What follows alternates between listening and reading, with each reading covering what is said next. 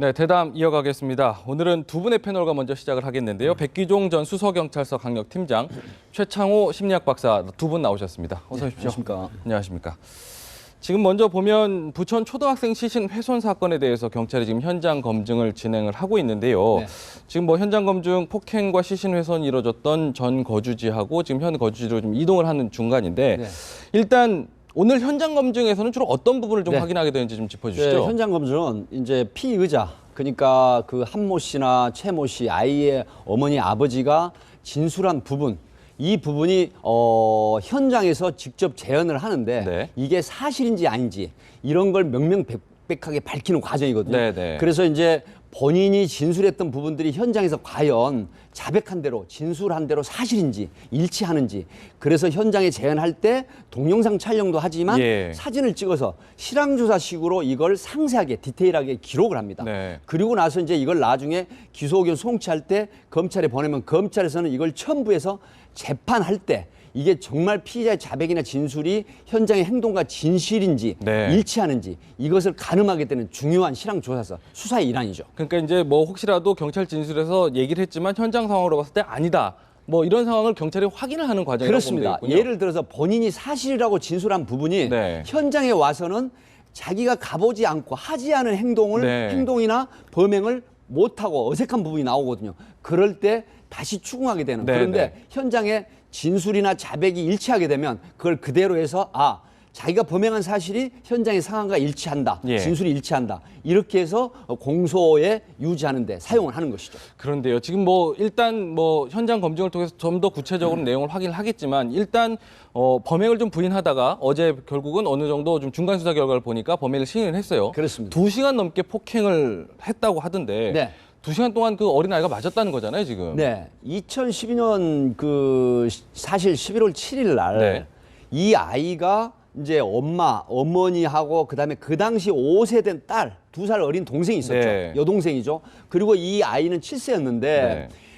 좀 행동이 좀 부자연스럽고 또 말을 잘 듣지 않고 거짓말을 한다는 이유로 어머니하고 동생이 딸이 있는 데서 방에서 다른 방에서 아이를 엎드려 뻗쳐 시키고 예. 그다음에 발길질, 주먹으로 얼굴이나 머리를 무자비하게 가격을 하고 때리고 또 아이가 폭행에 의해서 방바닥에 머리를 찍고 넘어지는 이런 형태의 행위를 2시간을 했다. 네. 그런데 엄마는 여기서 이 아이를 남편이 하는 행동을 말리지도 않고 예. 적극적인 제재나 신고를 하지 않았단 말이죠. 네. 그렇게 한 이 부부가 과연 어머니 아버지로서 자격이 있는지 네. 여기에 대해서 지금 전국에서 많은 대다수의 국민들이 관심을 갖고 있는데 공분을 더 격앙되게 하는 이유의 하나죠. 그러니까요. 지금 대체 말씀하셨지만은 아버지가 폭행을 가하는데 상식적이라면 일단은 말리고 볼 텐데 그 좀 지나친 폭행이었잖아요. 일단은 그 부모 자체가 네. 그 성장 환경도 그렇고 또 뇌 구조도 그렇고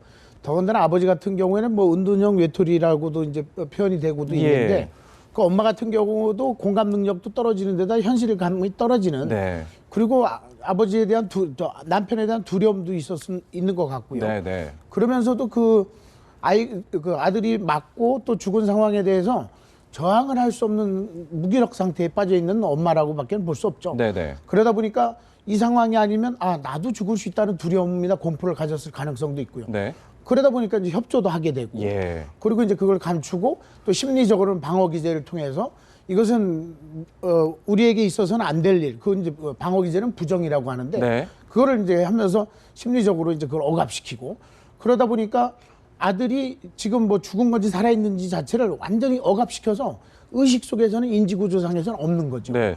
근데 지금 궁금한 건 분명 아들과 딸이 있었어요. 근데 지금까지 일단 드러난 상황만 보면은 딸은 그렇지 않았는데 아들에게만 향했단 말이에요. 그 폭행이. 왜 그런 건가요? 그건 또. 일단은 뭐 그 아들이 약간 ADHD 주의력 결핍 과잉 행동 장애 좀 쉽게 표현하면 부잡스러운 스타일의 아이다 보니까 네네. 조금 눈에 띄는 거슬리는 행동들을 많이 했을 것 같고 네. 또 아버지 같은 경우에는 집안에만 틀어박혀 있는 그러다 보니까 아이를 양육하는 데 있어서 말을 듣지 않고 또 저항하는 것 같고 그러다 보니까 이제 공격 행동이 더 격해졌을 수가 있는데 네. 그게 이제 정상적인 사회생활을 하는 사람이라면 밖에 나가서 에너지가 공격적인 에너지가 좀 풀어질 가능성이 있는데 집안에만 있고 컴퓨터에만 빠져 있고 예. 그 할아버지 얘기를 들어보면 고등학교 때부터 컴퓨터에 빠졌다고 예. 하거든요. 그러다 보니까 있는 상황을 전체로 다 해석해 버리는 거죠. 좁은 공간에서 아이가 내 말을 안 듣고 좀 부잡스럽게 움직이고 좀 저항하고 하니까 화가 공격 행동이 더 격해졌던 거죠. 그러니까 딸아이는 좀 그렇지 않았다면 상대적으로 좀 부잡스러운 모습에 좀 분을 그렇죠. 참지를 못한 거군요. 네, 거기다가 이제 네. 자기에 대한 이제 자괴감, 또 네. 자격지심 네. 그런 것들이 다 복합적으로 나타난 거고 분노, 충동 조절 장애를 가지고 있었다라고 분석이 됩니다. 지금 보면요, 지금 최 박사님께서 좀 분석을 해주시기를 부인도 어쩔 수 없이 좀 무서움, 두려움도 떨었을 수도 있다라고 얘기는 하고 있지만 아무리 그래도 시신 훼손하는 과정에서도 어머니도 지금 가담한 정황이 지금 일부 지금 드러나고 있잖아요. 네, 그렇습니다. 그래서 지금 우리가 눈여겨볼 대목이 있습니다. 네. 이 부부가 22살 때 동거를 시작해서 아이를 임신을 하는데 그 아이가 바로 이번에 사망한 그 아이거든요. 네. 그렇다고 하면 최초의 호적을 입적을 할 때 경찰에서 왜 유전자 검사, 예. DNA 검사를 했느냐면 도대체 친아이의 부모라고 하면 이런 행동이 나올 수가 없다. 네. 그래서 DNA 검사를 했는데 친자로 확인은 됐습니다. 네, 네. 그런데 최초에 우리가 눈여겨볼 대목이 뭐냐면 네. 이 22세 때 동거를 시작해서 아이를 갖게 됐는데 출산을 하니까 네. 결국 누구 앞으로 호적을 입적을 했냐면 네. 어머니 한모 씨로 입적을 했거든요. 그러다가 일정한 시간이 흐른 뒤에 다시 아버지 앞으로 입적을 했다. 네. 그렇게 되면 우리가 여기에 대한 부부만이 아는 어떤 연유가 있었지 않을까 이런 걸 우리가 이제 추론으로 가정을 해보는데 결국은 아이는 첫 번째 아이는 아이 때문에 이 22살에 결혼을 해서 아이를 낳고 많은 젊음이 뺏겼다. 네, 너 네, 때문에. 네. 이런 심리도 혹시 작용을 하지 않았을까. 이제 이런 부분이 있는데 네. 지금 이 남편에 대한 거는 경찰 조사에서 확인이 드러났습니다. 네, 네. 사이코패스 기질은 없지만 네. 지금 보면은 지금 전 주거지에서 현장 검증이 지금 종료가 됐고 지금 나오는 상황인데 이제 곧 현재 주거지로 지금 이동을 할 계획인데 지금 뭐 얼굴을 지금 다 가려놓은 상태네요, 마스크랑. 네. 보통 이런 잔혹범죄 같은 경우는 그동안 얼굴 좀 공개해오지 않았습니까? 그 특정 강력범죄 처벌에 관한 특례법에 이게 얼굴을 심의를 해서 공개를 할 수도 있습니다. 네. 그런데 이 부분은 아직까지 확실하게 어떤 공개를 해야 된다는 어떤 당위성, 명분을 못 찾은 것 같습니다. 네, 네. 그런데 이런 정도면 공개를 해도 법에 전혀 저촉되지 않은 걸로 네. 그렇게 분석이 됩니다. 그냥 아직까지는 좀 상황을 좀 더 그렇습니다. 지켜보자라는 상황이겠죠. 좀 그렇습니다. 신중해야 되겠죠. 네네. 아직 범행이 뭐 명확하게 결정이 네. 난 부분이 아니기 때문에. 저는 이제 그 강력범죄자들도 네. 또 이제 뭐 사이코패스 그런 범죄를 저지른 사람도 얼굴 공개나 이름 공개가 어려운 게 또 네. 잘못된 그 가명을 써가지고 가명을 쓴 사람들이 피해를 보는 경우가 있어요. 예. 나영이 사건 같은 경우 나영이라고 하는 자는 실제 이름들은 얼마나 또 피해를 보고 네. 또 얼굴이 등장하게 되면 그 사람 닮은 사람에 대해서 사람들은 또 편견을 갖게 되거든요. 네. 나 닮았네? 누구 닮았네? 하게 되면은 그 비슷한 사람들이 범죄자 얼굴로 다 되기 때문에 네. 저는 뭐 가능하면 저 공개 안 하는 게 오히려 좋다고 봅니다. 네네. 지금 보면은 현장 검증에 원래 이제 아내도 같이 동행한 것으로 알려졌는데 지금 일단은 남편 먼저 이렇게 이동을 하네요. 네. 그러니까 이제 부부가 동시에 했던 시체 훼손 상황은 현장에 같이 재현을 합니다. 그러나 두 사람이 어떤 공모의 필요성을 느끼고 대화를 하는 거는 제지를 하는데 네. 이제 이걸 전부 기록으로 남기고 사진 촬영하고 동영상 촬영을 하거든요. 네네. 근데 이제 남편 현장 재현은 끝났기 때문에 네네. 먼저 나오고 네. 그 다음에 이제 그 부인을 뒤에 현장 검증 끝난 뒤에 나오는 이런 네. 형태로 진행을 하는 것이죠. 혹시라도 그 안에서 현장 검증하면서 이렇게 어떤 교감이라든지 해서 입을 맞출 수 있는 가능성도 좀 고려한 거겠죠? 그렇습니다. 그 통모 방지라고 그래서 네네. 그 피의자끼리는 공범이 부부라고 하더라도 절대 서로 대화를 못하게 제지하는 네. 그런 상황입니다. 이제 곧 이제 뭐 뒤따라서 아내도 나올 거라고 하는데 지금 현장에 지금 워낙에 사회적으로 그 높은 관심을 사고 있기 때문에 주민들도 굉장히 많이 지켜보고 있다고 하는데 주변에서는 지금 뭐 얼굴을 벗겨라, 마스크를 벗겨라 소리 지르고 뭐 그런다는 현장 취재 기자가 지금 전해오는 내용이 있는데요. 지금 보면 더 심각했던 건 사실 지금 부인의 모습이 지금 보이는 것 같습니다. 아닌가요? 지금 나오는 모습인 것 같은데 현장에 지금 전 주거지에서 현장 검증을 마치고 나오는 모습인데 예. 현장의 좀 소리를 좀 들어보면 계속해서 주민들이 이제 그렇죠. 지금 계속 마스크를 벗겨라 이런 얘기들 굉장히 공부를 좀 하고 있습니다. 특히 이제 굉장히 경악하게 했던 이유가 시신 훼손을 하기에 앞서서 너무 충격적이에요. 밥을 못 먹겠다는 남편에 대해서 치킨을 배달시켜서 먹었다는 거예요. 그렇습니다. 그 11월 7일 날 아이가 이제 사망을 할 2시간 동안 넘게 가혹한 폭력을 하고 그다음에 이제 술을 둘이 먹기 시작하는데 네. 딸을 데리고 부인 너는 친정집에 가 있으라고 해서 경찰에서 그렇게 진술을 했는데 예. 경찰 수사 끝에 뭐가 밝혀졌냐면 그 당시 살해한 그 7, 8, 9일 사이에 예. 아이가 이미 사망한 상태에서 남편이 식사를 못했다고 하니까 부인이 자기 카드로 인근의 치킨집에 치킨을 시켜서 예. 그다음에 소주, 맥주와 치킨을 같이 나눠 먹는 게 드러났습니다. 네, 네. 그러면 아이가 사망한 상태에서 시신을 옆에 두고 본인들이 배가 고프다 그래서 치킨을 시켜서 먹었다. 네. 이게 이제 전국적인 관심사인데 그 중에서도 과연 이런 정말 엽기적인 이런 어떤 정말로 지나칠지 모르지만 호러물 같은 이런 상황이 과연 친부모한테 있을 수 있느냐. 네. 이런 것 때문에 지금 전국적인 공분이 더 일어나고 있는 상황입니다. 그러니까요. 지금 현장 분위기만 봐도 그 얼마나 지금 공분하고 있는지가 느껴지는데 아까 전에 말씀하셨지만 최 박사님 말씀하셨지만 공감 능력이 떨어지고 현실 감각이 좀 떨어진다고 했는데 아무리 떨어진들 이럴 수 있는 건가요? 우리 예전에 뭐 1960년대 히치콕 감독의 사이코라는 영화에 보면 예. 비슷한 장면이 나와요. 아, 예. 그 살인을 한 다음에 그 시신 일부를 화장실에 그 변기에 버리고 또 죽은 어머니를 살아있다라고 착각을 하고 네. 복장 도착 뭐 이런 게 여러 가지가 나오는데 결국은 정신분열증이었거든요. 요즘 네. 이제 조현병이라고 하는 네, 네. 정상적인 사람들이 아니죠. 그리고 뭐 공감 이입 능력뿐만 아니라 현실을 왜곡해서 생각하는 네. 정상적인 범죄자라면 시신을 냉동고에 놓고 보관하지도 않을 뿐만 아니라 네, 네, 네. 이사 갈 때 그걸 왜 가지고 가냐고요. 그러니까 정신적인 구조, 뇌 구조 자체가 네, 좀 네. 잘못돼 있는데 네. 그게 이제 어떻게 해서 발생했느냐에 여러 가지 원인이 있을지 뭐 분석은 다양할 수 있는데 네. 제가 보기에는 좀 사회적인 우리 안전망을 고려해 볼 수 있는 게 부부 자체가 문제가 있었고 네, 네. 사회 부적응자였고 또 뭐 학교에서는 구청 동사무소에다가 소재 파악 좀 해달라 했는데도 예, 예. 불구하고 확인을 안 해주고 네. 거기서만 조금 더 노력을 했다면 물론 학교에서는 2번을 갔었다는 거예요. 네, 네. 근데 이제 부재 중이다 보니까 그랬는데 여하튼 그런 것들에 대한 무관심이 결국은 학교를 3개월 정도 안 간 후에 살해가 됐다는 거 아니에요. 네, 네.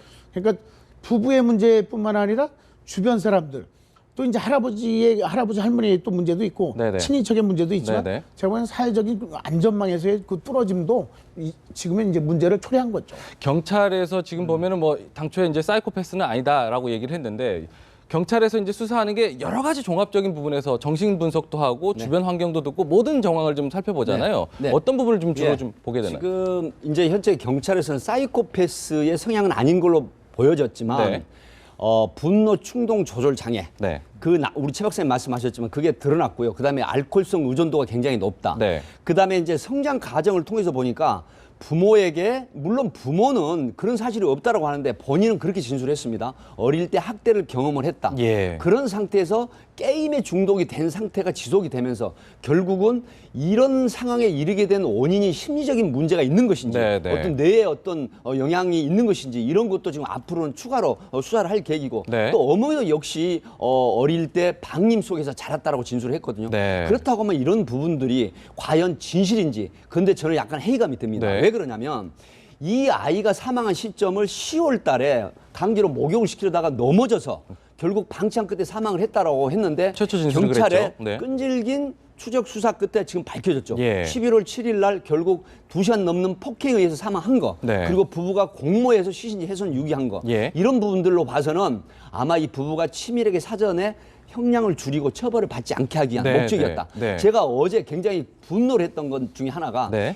이 한모 씨 아이 어머니의 언니하고 어머니가 면회를 왔습니다. 접견을 했는데 아, 예. 이 자리에서 부천 원미경찰서 전원에 의하면 전부 녹취를 하고 기록을 하거든요. 그런데 아들에 대한 불쌍한 마음은 하나도 없이 아. 내가 딸을 키워야 된다. 예. 그러니까 어머니 그다음에 언니 내 딸 좀 돌봐주세요. 내가 빨리 나가서 내 딸을 내가 키우고 싶어요. 이런 하소연만 하고 사망한 아들에 대해서는 단 이런 방법도 없었다는 이 부분이 네. 과연 도대체 어떻게 해석을 해야 될지 이런 의구심을 나타내고 분노를 크게 하는 이유 중에 또 하나입니다.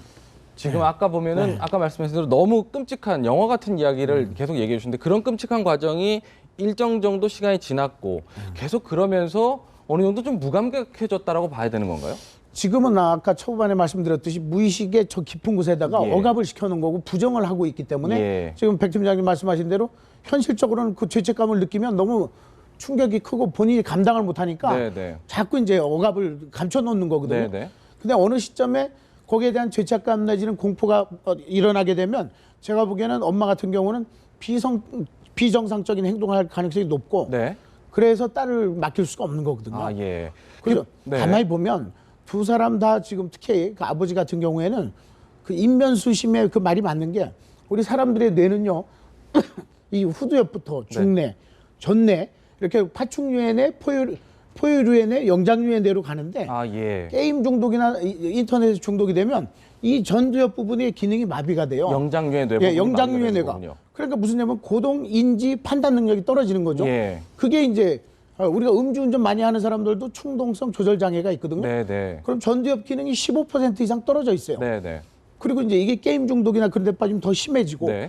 결국은 영장류의 뇌는 다 죽었고 그 본능적인 포유류의 뇌 정도밖에 안 가지고 있었다라고 네네. 볼 수밖에 없어요. 근데 근데 현실감이 떨어지는 사람들이죠. 근데 지금 뭐 경찰 쪽에서는 사이코패스는 아니다. 뭐 그랬는데 혹시나 이런 공격적인 어떤 반사회적인 것까지는 아니었지만 충동 조절 잘못했던 부분이 외부적으로 이렇게 노출될 수 있는 가능성도 분명히 있는 거죠. 있는 거죠. 그런 것들은 이제 내부적으로도 조절이 안 되지만 네. 외부의 사소한 자극에 의해서 과민하게 반응하거나 네.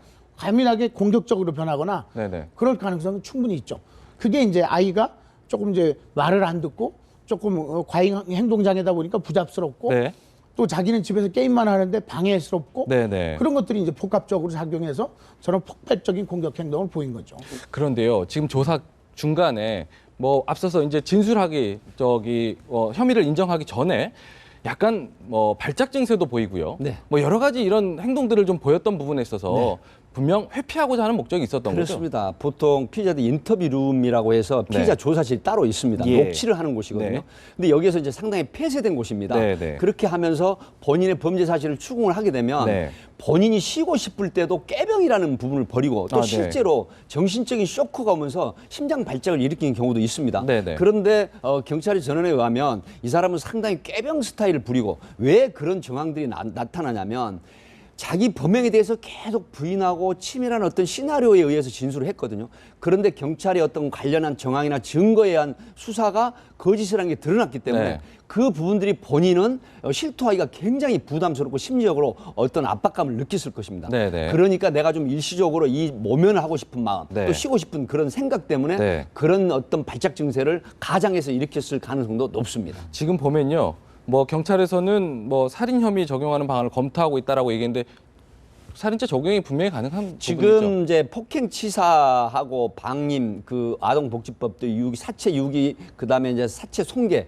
이걸 종합적으로 하는데 아마 법원에서는 전문가의 어떤 의견을 들어보면 최고 22년까지 구형이나 선고가 가능한 범죄입니다. 저희 그 근데 부분은 아버지에게만인가요? 아니면 그렇죠. 아버지에게만. 네네. 어머니는 이제 사체 손괴 유기 네. 이런 이제 상태고요. 네. 그다음에 이제 방조, 살인에 대한 방조도 이제 가능합니다. 네. 근데 문제는 이게 지금 폭행치사의 범위를 넘어서 과연 이 아이, 자기 친아들을 살해할 의사가 있었느냐. 예. 그다음에 그 2시간 동안의 행위가 과연 사망에 이르게 되는 과정이냐. 예. 그 프로세스나 어떤 이런 부분들이 사실 살인에 이르는 정도라고 보는지 안 보는지 이게 중요한데 네. 현재는 부작위에 의한 살인을 이제 거론했다가 지금은 이게 충분히 살인죄로 기소할 가능성이 높다는 분석이 유리하기 때문에 네. 아마 검찰에서도 살인죄로 기소할 가능성이 굉장히 높은 걸로 분석이 됩니다. 알겠습니다. 지금 부천 그 현장 검증은 계속 진행이 되고 있는데요. 뭐 이어지는 뉴스에서 계속 알아보도록 하고요.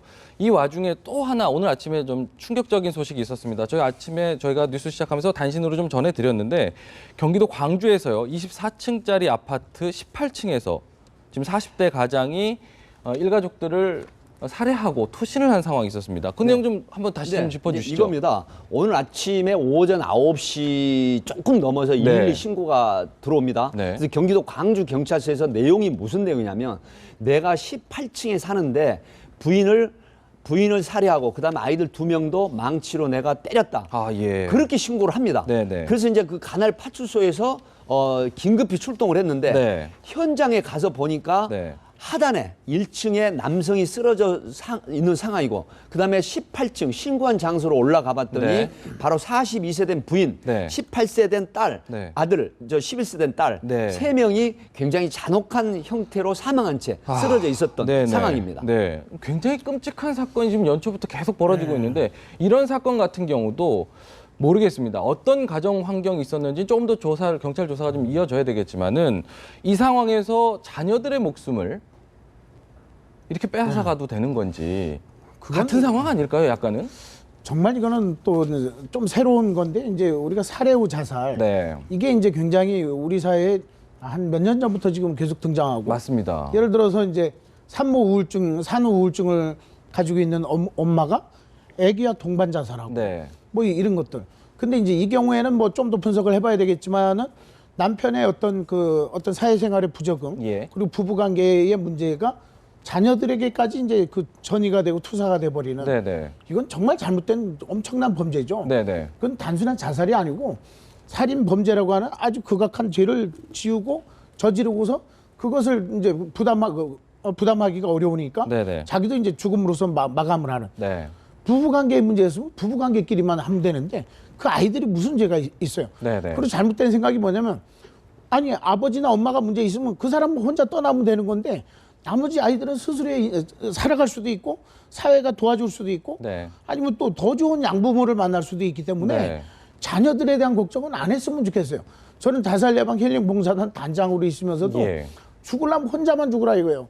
왜 그걸 같이 죽고 동반 자살을 하고 이 경우에는 정말 그 아버지의 잘못된 선택으로밖에는 볼 수 없죠. 지금 뭐 사실 동반 자살이라는 표현 자체가 조금은 좀 미화된 듯한 느낌이 좀 비칠 수 있어서 사실 뭐 사용 자제하자는 말도 이런 얘기가 있긴 한데 지금 보면 경험을 해보시면요 이런 사건 비슷한 사건들이 굉장히 많잖아요. 지금 말씀하셨듯이 대부분의 부모들의 심리가 좀 어떤지도 궁금해요. 이 사건의 경우들이 보통 어떤 경우들이 좀 그 비슷한 사례가 바로 지난해 네. 서초동 새 모녀 살해 사건이 있었죠. 예, 예. 아버지는 지금 사형을 구형 받아가지고 항소심에 있는데 바로 그 아버지 내가 가장으로서 어떤 지위를 잃게 되면 내 부인과 내 아이들은 누가 돌볼 것인가 또 정말로 사회에서 어렵게 생활하지 않을까 하는 정말 과도한 어떤 걱정이 결국 이런 끔찍한 일을 일으키는데 네. 두 가지 이유가 있습니다. 하나는 경제적인 고난, 네. 또 하나는 부인에 대한 의처증이나 부인에 대한 어떤 의심 네. 이런 부분들이 결국은 끔찍한 어떤 사례, 가족 사례로 이어지거든요. 네. 그래서 이건 동반 자살이라기보다는 범죄거든요. 네, 네. 그래서 아이와 아내를 살해하고 결국은 본인도 감당이 안 되니까 사망을 하는 이런 극단적인 선택은 사실 보면 제가 경험칙상 보면 경제적인 측면이 어려울 때 특히 예. 이런 사건이 많이 일어나는 걸 제가 경험을 많이 했습니다. 본인이 감당하기 어려운 부분에 닥쳤을 때 이거는 동반 자살이 아니라 이건 범죄다, 범행입니다. 범행이다. 그렇습니다. 네. 이런 인식이 좀 필요할 것 같습니다. 알겠습니다. 이 새해부터 연초부터 너무 끔찍한 사건이 잇따라서 좀 안타까운데요. 이번 대답은 여기까지 말씀 나눠보겠습니다. 백기종 팀장님과 최창호 박사님 감사합니다. 네, 감사합니다.